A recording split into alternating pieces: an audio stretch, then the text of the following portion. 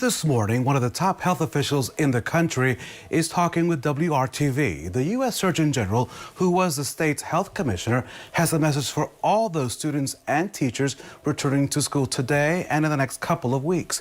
Dr. Jerome Adams supports wearing masks and he questions a national mask mandate. And Dr. Adams, in light of your three W's, do we need a national mask mandate? I'll be very direct with your question about a mask mandate. I am supportive of mayors and of governors, and Governor Holcomb, kudos to him for the statewide mask mandate. From a federal perspective, I think a lot of people like to say we need a national mask mandate, but they don't talk about how we'd operationalize it. But from a federal perspective, we could send in federal troops to enforce a national mask mandate, and I don't think that's anything anyone wants. We could deny federal funding to states if they didn't comply.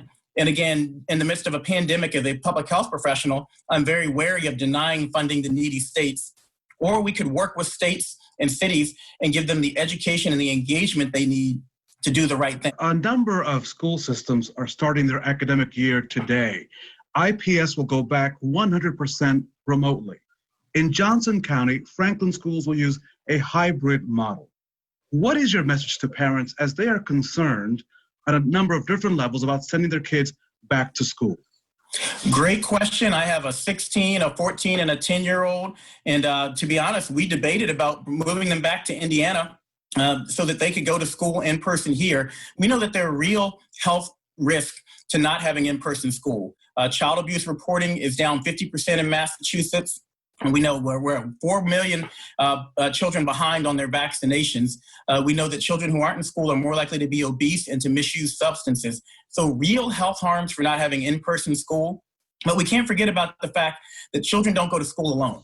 They go to school with teachers, bus drivers, security guards, cafeteria workers. That the power to contain this virus lies within our hands. Please do these simple things. It's not political. It doesn't matter. The virus doesn't care if you vote for Trump or Biden. The virus doesn't care what your politics are if you're a Democrat or a Republican, but the virus does care if you're maintaining social distance, washing your hands, and if you're wearing a face mask. And if we do those things, we can get through Labor Day, we can get through flu season coming up, which is also important, and we can get to a COVID vaccine and back to some sense of normal. And the U.S. Surgeon General, Jerome Adams, joining us right here on WRTV. Thank you so much. Best of luck to you and your family. Thank you. Tomorrow, more of our conversation with Dr. Jerome Adams. Lauren?